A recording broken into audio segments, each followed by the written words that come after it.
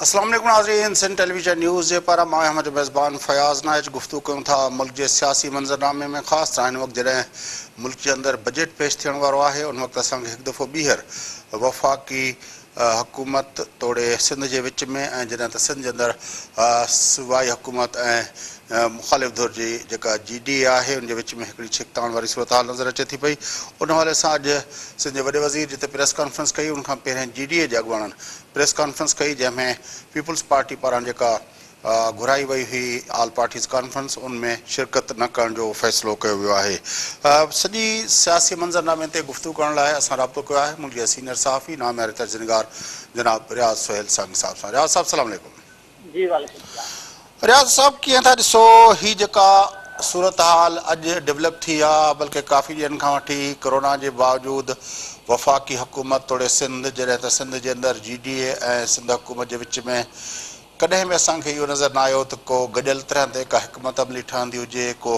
हिकु पेज ते हिकु ॿिए खे आणण जी कोशिशि थींदी हुजे। इल्ज़ामनि जा जेके आहिनि तीर आहिनि हर तरफ़ खां वसंदा रहनि था पिया। अॼु बि ॿ प्रेस कॉन्फ्रेंसिस थियूं आहिनि, CM साहब जुदा कई आहे, GDA जा अॻुवान जुदा कई आहे। मजमूई तौर ते हिन सॼी गेम खे, सॼी जेका डेवलपमेंट आहे, इनखे तव्हां कीअं पैनलाइज़ कयो? जी बिल्कुल। कोरोना जे दौर में जॾहिं सभिनी सियासी धुरियुनि खे ऐं हुकूमतनि खे हिकु पेज ते हुजणु ज़रूरी हो त जीअं हिन हंगामी सूरत हाल खे मोड़ ॾेई सघजनि, त हुन में नज़र इहो ई थो अचे त वधीक सियासी छिकताण वधीक वधंदी थी वञे। हाणे जॾहिं हींअर बि इहो इम्तिहान कयो पियो वियो त जीअं WHO पंजाब जे बारे में पंहिंजी ॻणती ज़ाहिर कई आहे, सिंध में बि सिचुएशन ॾाढी ॻणती जोगी थिए पई त मौजूदा जॾहिं इजलास थींदो त हुन में जेका अवलियत आहे उहा कोरोना रिलेटेड ऐं उन सां रिलेटेड डेवलपमेंट सेक्टर ऐं हेल्थ रिलेटेड जेके शोबा आहिनि हुन में का अॻुभराई थींदी। पर हुन जे बरक़ हिकु भेरो ॿीहर जेको आहे इहा अहिड़ी सूरत नज़र अचे थी जंहिंमें वफ़ाक़ ऐं ख़ासि तौर ते सूबनि ऐं वरी उनमें बि वफ़ाक़ ऐं सिंध में हिकिड़ी जेका तरक़ियाती जेका विर्छ आहे, जेका फंड्स जे हवाले खां, जेका स्कीमनि जे हवाले खां, उनमें हिकु भेरो ॿीहर सिंध जो इहो जेको आहे मौक़िफ़ आहे त उनखे नज़र अंदाज़ कयो पियो वञे। यकीनन जॾहिं अहिड़े क़िस्म जूं स्कीमूं साम्हूं ईंदियूं ऐं जॾहिं इहे बि अंग अखर ईंदा त जेको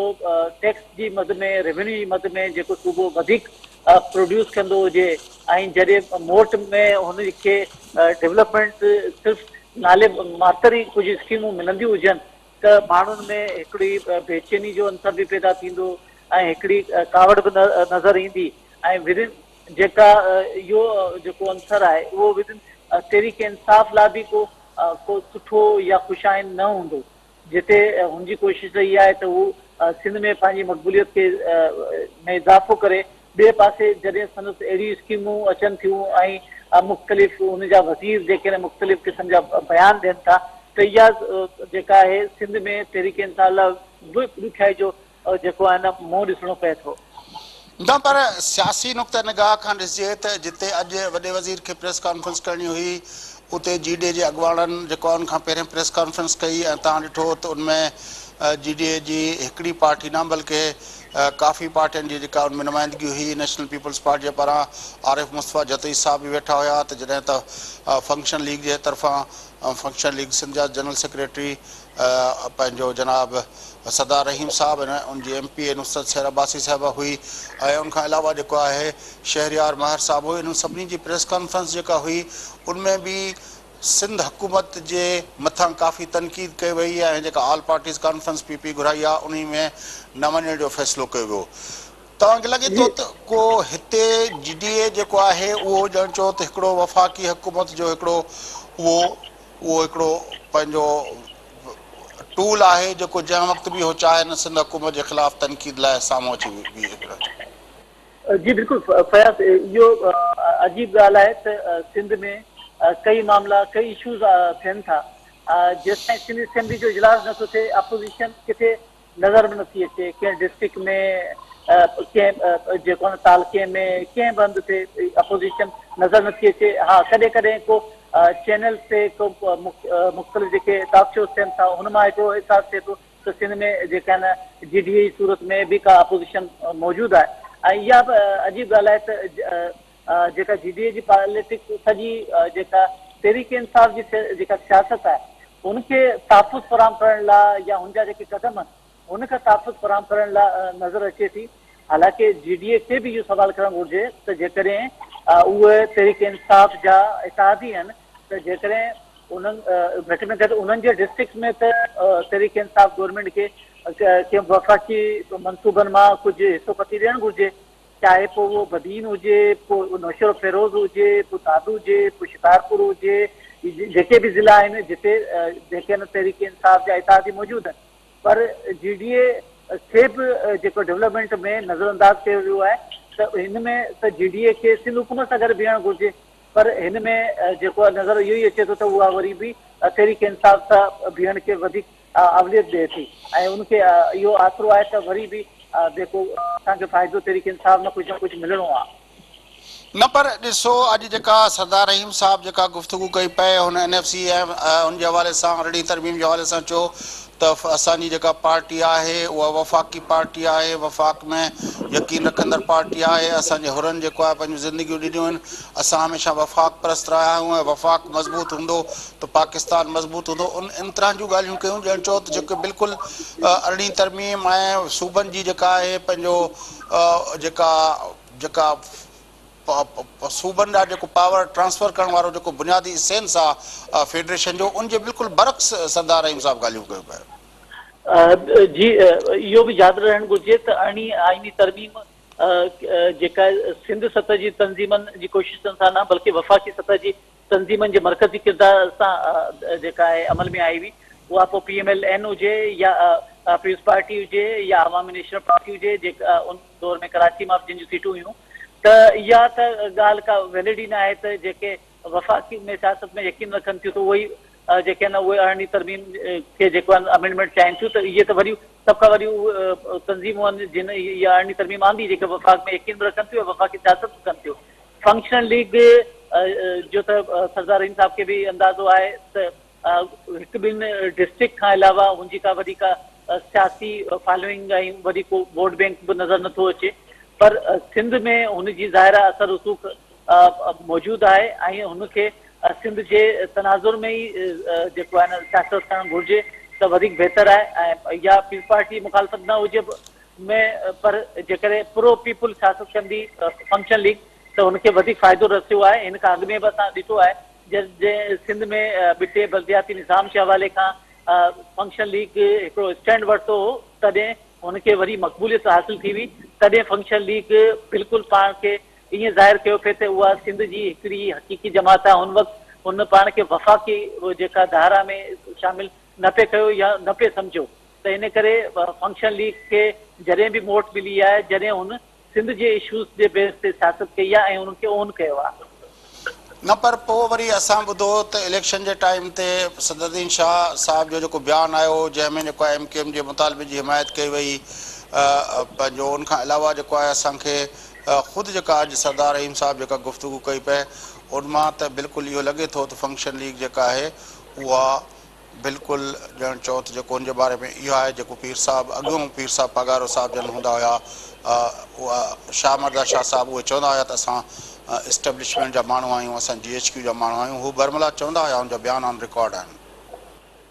जी बिल्कुलु इहा हिकिड़ी हक़ीक़त आहे त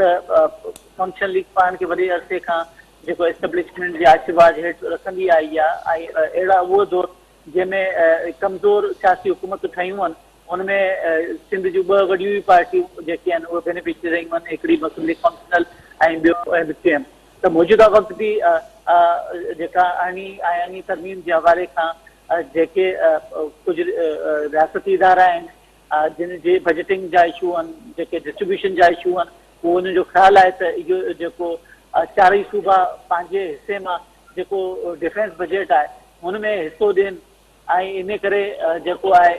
सिंध जो हिसो घटि थींदे नज़र अचे थो। अहिड़ी रीति जेको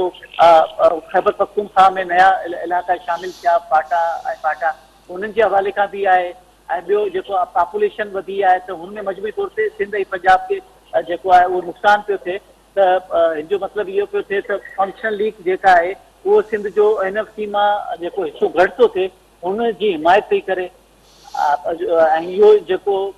ॻाल्हि माण्हुनि खे बि सम्झ में अचणु घुरिजे ऐं फंक्शनल लीग खे बि सम्झ में अचणु घुरिजे त हिन सां को जेको आहे न वफ़ाक़ त मज़बूत न थींदो पर सिंध में काफ़ी मुश्किलात पैदा थींदियूं छो त फंक्शनल लीग पाण बि हिन सूबे में हुकूमत कंदी रही आहे ऐं अञा सियासत करे पई त मुस्तक़बिल में बि ख़बर न आहे त कंहिं इतिहादी जमात जी सूरत में वरी का इक़्तिदार में अचे न पर फंक्शन लीग जी जेका बुनियादी जेको स्ट्रक्चर आहे उहो त हुर जमात ते ॿधल आहे पंहिंजो रियाज़ सुहेल साहिबु ऐं तव्हांखे ख़बर आहे त उन जी बाक़ी जेका फॉलोइंग आहे पूरे पाकिस्तान जे अंदरि न हुअण जे बराबरि आहे जेकॾहिं हुर जमात जो हिसो जुदा कजे जेको ज़ाहिर आहे उहो सियासत खां बालातर पीर साहिब जी अक़ीदत सां ऐं उनजी जेका रूहानी पेशवा तौरु उनजी फॉलोइंग करे थो पियो सियासी नुक़्ते निगाह खां त उन रूहानी जमात खां अलावा फंक्शन लीग जी का वॾी का फॉलोइंग पूरे पाकिस्तान जे कंहिं हिसे में बि कोन्हे को जी बिल्कुलु मूं इहा पहिरीं ॻाल्हि कई त फंक्शन लीग जेके चंद ज़िला आहिनि सांगड़ खैरपुर या टंग बागे वारे पासे या कुझु पाकिस्तान जिते हुनजी मौजूदगी आहे उमरकोट आहे या तर में थोरो घणो असर आहे त कुझु पाकिस्तान जिते फंक्शन लीग जेका आहे जमात जे तौर ते मौजूदु आहे जेका बाद में तंज़ीम जी शक्ल में इलेक्शन जे ॾींहंनि में तंज़ीमी शक्ल अख़्तियार करे थी अदरवाइज़ हुनजो को पॉलिटिकल सिस्टम अहिड़ो मज़बूत न आहे जहिड़ी तरीक़े सां हुननि जो रूहानी जमात जो जेको सेटअप मौजूदु आहे ऐं हुननि वटि बि को वॾो को पॉलिटिकल जेको आहे मंशूर या प्रोग्राम बि न आहे त जेको उहो ॾेई करे जंहिंजी बेस ते उहो इलेक्शन में ईंदा हुजनि त उहो हिकिड़े वक़्त ते मुख़्तलिफ़ ग्रुप्स गॾिजी करे हिकिड़ो अलायंस ठाहीनि था ऐं पोइ वरी इलेक्शन में अचनि था पर असांखे नज़र आयो त सांगड़ में बि शाहज़ियाता मरी पारां जेका खिपरे वारी सीट ते ॿियो टियों दफ़ो जेको मुसलसल कामयाबी आहे हिन भेरे असांखे सदरुद्दीन शाह जेको आहे उहो खैरपुर जे अंदरि जेको आहे जेको हुननि जो होम जेको आहे कॉन्स्टिट्यूंसी आहे उन तां बि हाराईंदे नज़र आयो त लॻे थो त फंक्शन लीग जी जेका उहा स्ट्रेंथ हुई जमात जे तौर ते जेका रूहानी जमात जे तौर ते ऐं उन सां एफिलिएटेड जेके माण्हू हुया उहे आहिस्ता आहिस्ता शायदि हाणे उहा स्ट्रेंथ कमज़ोर थिए पई जी बिल्कुलु इहा सही तव्हां ॻाल्हि कई त जेके गुज़िरियल इलेक्शन में फंक्शन लीग सीटूं खणंदी रही आहे या जिते तादाद में उनमें मुसलसल कमी ईंदी रही आहे हुनमें यकीनन जेको तंज़ीमी जेका कमज़ोरियुनि खां अलावा जेके अंदरूनी ज़ाती ऐं ख़ानदानी मामला आहिनि उहो बि वॾे अरसे खां ज़ेर बहस रहिया आहिनि कुझु मामलनि ते जेके इख़्तिलाफ़ राय रहियो आहे जेको उन पोज़ीशननि ते त इन करे उहो जेको मुनज़िम तौर ते न रहिया आहिनि ऐं इहो ई नतीजो आहे त ॾींहों ॾींहुं उन्हनि जी जेका गिरफ़्त आहे उहा कमज़ोर थींदी थी वञे पर हिन वक़्तु जॾहिं कोरोना जी सूरत हाल आहे मुल्क जे अंदरि जेको आहे माकड़ जा हमला आहिनि फ़सलनि जे मथां उन खां अलावा जेको बजट जो तमामु वॾो हिकिड़ो सीरियस लेवल जो मामिलो जेको आहे उहा वफ़ाक़ सूबनि जे विच में जेको आहे उन हवाले सां NFC या अहिड़ी तरमीम जो इशू उथारण जी कोशिशि कई वई उन जे विच में किथे असांखे नज़र आयो त सिंथिया साहिबा बि अची मैदान ते लथी ऐं उनजी तड़ातड़ जेके हमला हुया उहे बि मीडिया जे अंदरि स्पेस वठंदा रहिया हीउ सॼो मंज़रनामो मजमूई तौर ते ॾिसो त हिन वक़्तु सीरियस इशूज़ खे ऐं हिकिड़ा विच में जेके स्टंट टाइप जूं शयूं अची वियूं आहिनि कीअं था ॾिसो हिन मंज़रनामे खे बिल्कुलु डिफॉर्मेशन जी हिकिड़ी जेका आहे उहा हिकिड़ी वॾी मुहिम जारी रहे हली आहे गुज़िर ॾहाको ॾींहंनि खां जंहिंमें कंहिं हिकिड़े माण्हू जे ज़ाती बुनियादनि ते हिकिड़ी मुल्क जी वॾी सियासतदान बेनज़ीर भुट्टो जी किरदार कशी कई वई हुन खां पोइ वज़ीर आज़म जी किरदार कशी कई वई पोइ हुन खां पोइ जेके पीपल्स पार्टी जा ॿिया सीनियर पोस्ट सियासतदान रहिया आहिनि उन्हनि जी किरदार कशी कई वई त हिन में यकीनन जेको पॉलिटिकल जेके एम्बिशस आहिनि या पॉलिटिकल एजेंडा वाज़े थिए थी ऐं हिन मां बि इहो बि नज़र अचे थो त हिकिड़ो गैर मुल्की माण्हू जेको 10 साल हिते रहे थो ऐं इहो बि हक़ीक़त आहे त जेके डिप्लोमेटिक स्टाफ आहे हुननि खे पाकिस्तान में 2 सालनि खां वधीक जेको वीज़ा मिलणु बड़ो मुश्किल आहे या जेके ॿिया जर्नलिस्ट अचनि था उन मुख़्तलिफ़ एरियाज़ में उन्हनि जे वञण ते पाबंदी आहे पर हिकिड़ा मख़सूस माण्हू आहिनि जेके पाण खे सहाफ़ी बि चवनि, वरी पोइ मुख़्तलिफ़ NGO में बि ॿुधाइनि, ऐं उहे अहिड़े 10 सालनि खां रहियल हुजनि ऐं उहे मुल्क जी अहम ताक़तवर शख़्सियतुनि सां गॾु तस्वीरूं बि कढाइनि, त इहो को हाणे लिखल नथी रहे शइ त उन्हनि जा तालुकात कहिड़ी सतह ते आहिनि ऐं उन्हनि हिते कहिड़ो कमु पिया कयो। ऐं जहिड़ी रीति FIA में संथिया जो इहो बयानु आयो आहे त हुन जेको PTM ऐं पाकिस्तान पीपल्स पार्टी में जेको लिंक आहे ऐं हुननि जेके एंटी स्टेट सरगर्मियूं कयूं पिए उन्हनि जी हुन निगरानी पे कई, ऐं हिन हवाले खां हुनखे पाकिस्तान जे रियासती इदारनि जी जेका आहे पुठभराई हासिल हुई। त हाणे त इहा तमामु हैरत जहिड़ी ॻाल्हि थी वञे त हिकिड़ो गैर मुल्की माण्हू हिन मुल्क जे जेके माण्हू आहिनि, हिन मुल्क जा जेके शहरी आहिनि, उन्हनि जी जेका निगरानी कंदो जंहिं की पंहिंजी शरीयत ई न आहे हिते जी। तव्हांखे शायदि यादि हुजे त मेमो गेट जेको मामिलो हुयो उहो बि हिकिड़े गैर मुल्की शहरी जे उन जे उन ते ॿधल जेको हिकिड़ो मामिलो हुयो, जंहिंजे करे काफ़ी वॾो मामिलो थियो, सफ़ीर खे हटाइणो पियो। उनखां अलावा उन वक़्तु मुल्क जे अंदरि एॾी सियासी अनसर्टेनिटी थी वई हुई, शायदि उहे ॻाल्हियूं बि तव्हांखे यादि हुजनि त इन करे सिंथिया हिते वेठी आहे पाकिस्तान जे दारुल ख़िलाफ़त जे अंदरि, ऐं उते तो ज़ाहिर आहे उहो बिल्कुलु ॿुधाए थी त मां छा आहियां ऐं कहिड़ा कहिड़ा कमु कया पई। जी बिल्कुलु, इहो ई मूं तॾहिं चयो त हिन जे पोयां पॉलिटिकल जेके माण्हुनि जा अज़ाइम आहिनि, जेके कोशिशूं आहिनि, उहे वाज़े थियनि थियूं त कीअं माण्हुनि खे इस्तेमालु कयो वञे थो ऐं कीअं माण्हुनि जी किरदार कशी कई वञे थी। पर यकीनन इहो हिकिड़ो ट्रेंड जे तौर ते हिकिड़े वक़्त लाइ कुझु जेके पाण चऊं था सर्जिकल स्ट्राइक जे तौर ते त इहे कुझु वक़्त में कमु अची थी वञनि इहे हरकतूं, पर जेका सियासी हिकमत अमली रियाज़ सुहेल साहब, मुल्क जे अंदरि हिकिड़ी पार्टी हुई पाकिस्तान मुस्लिम लीग नून, को शरीफ़ फैमिली हूंदी हुई, उहा जेको आहे शीहनि जो टोलो हूंदो हुयो, मतिलबु असांखे हिन भेरे उहो का झलक बि कान थी नज़र अचे। जी बिल्कुलु, मुख़्तलिफ़ वक़्तनि ते मुख़्तलिफ़ बयान अचनि था। उनमें जेको वधीक एग्रेसिव जेको पार्ट हो मियां नवाज़ शरीफ़ जी सूरत में, मरियम नवाज़ जी सूरत में, उन हिकिड़े डील या कंहिं समझौते ते ख़ामोशी इख्तियार कई। शहबाज शरीफ़ अचे थो, कुझु बयान ॾिए थो, वरी उनजे खां पोइ शाहिद हसन अब्बासी ऐं एहसन इक़बाल पंहिंजे तौर ते PMLN खे जाॻाइण जी कोशिशि कनि था त एहसन इक़बाल जे ख़िलाफ़ वरी पोइ एक्टिव थी वञे। त PMLN जेका आहे उहा को बि रिस्क खणण लाइ तयारु न आहे। ऐं यकीनन जेकॾहिं PMLN खे सियासत करणी आहे त उन्हनि खे पाकिस्तान में वेही करे सियासत करणी पवंदी। त जीअं कुझु माण्हुनि जो इहो चवणो त कुझु वक़्तु ॾुखियाई अचे या का सोबत बर्दाश्त करणी पए, जेल बर्दाश्त करणी पए, मियां नवाज़ शरीफ़ ॿाहिरि हलियो वञे, वरी जॾहिं हालतूं साज़गार थियनि त मोटी अची वञे, त ईअं त सियासत नथी करे सघे। तो यकीनन PMLN बि का अवामी सियासत हिन वक़्तु न पई करे। वॾी महिरबानी रियाज़ सुहेल साहब, तव्हां असांखे जॉइन कयो। नाज़रीन, मुल्क जा सीनियर सहाफ़ी नामवर तर्जुमेगार रियाज़ सुहेल साहब सां गॾु आहे गुफ़्तगू तव्हां ॿुधी। वक़्फ़ो वठूं था, वक़्फ़े खां मोटी अची प्रोग्राम जे अॻिते वधाईंदासीं। असां गॾु रहजो।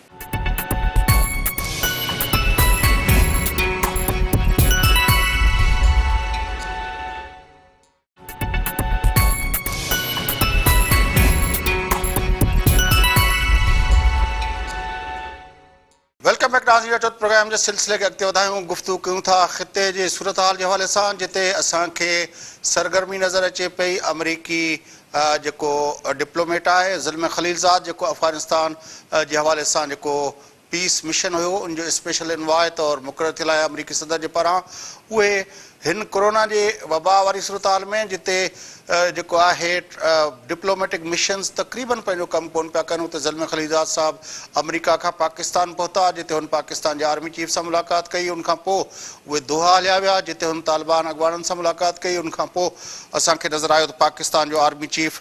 जेको आहे उहो काबिल कल्ह वियो। हिन सॼो मंज़रनामे ते गुफ़्तगू कंदासीं त इहे डेवलपमेंट्स कहिड़े तरफ़ इशारो कनि थियूं पियूं, उनजे विच में ॻाल्हियुनि ॿोलियुनि जा कहिड़ा बुनियाद हुया। उन ते गुफ़्तगू करण लाइ असां राब्तो कयो आहे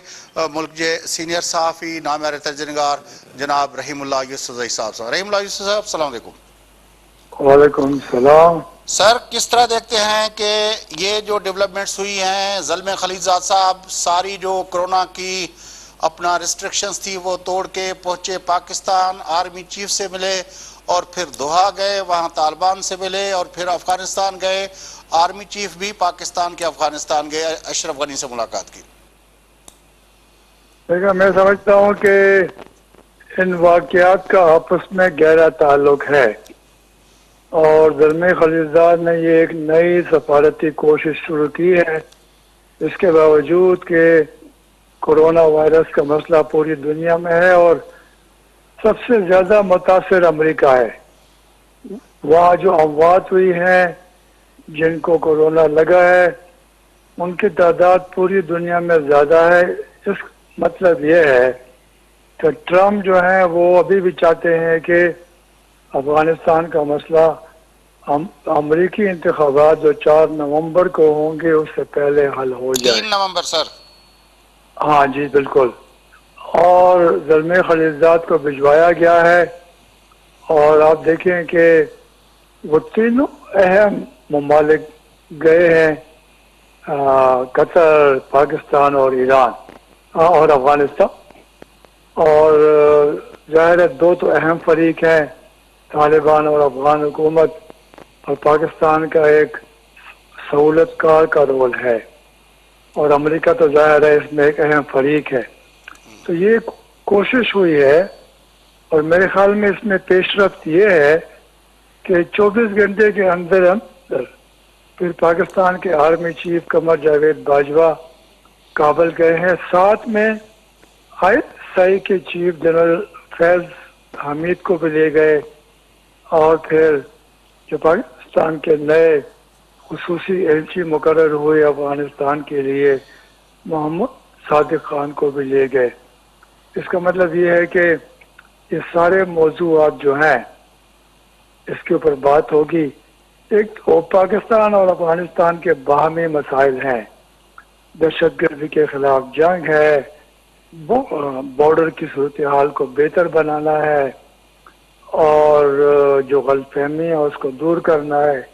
ایک تو وہ ہے۔ لیکن جو رکاوٹیں ہیں افغانستان کے امن کے لیے، جس طرح قیدیوں کی رہائی کا تبادلہ ہے، جس کا وعدہ امریکہ نے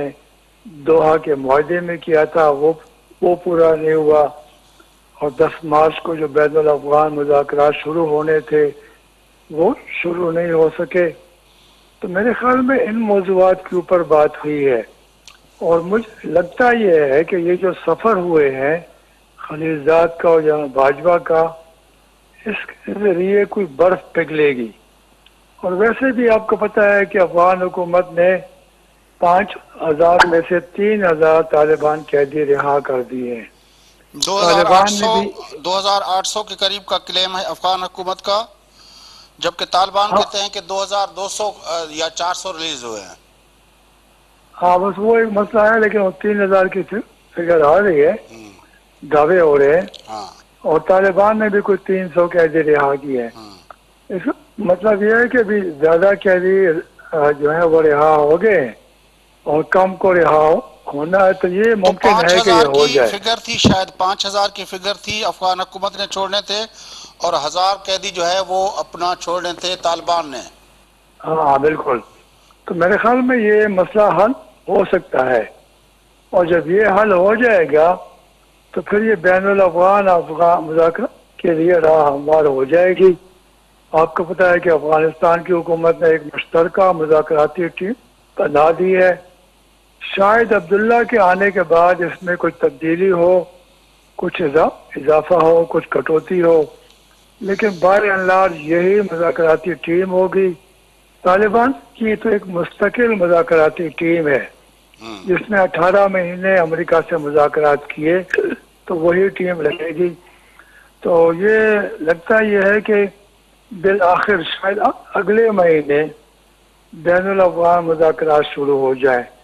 وہ ظاہر ہے بڑے مشکل ہوں گے، اس میں کافی رکاوٹیں ہوں گی، لیکن یہ اگر مذاکرات شروع ہو جائے تو پھر امید بھی پیدا ہوگی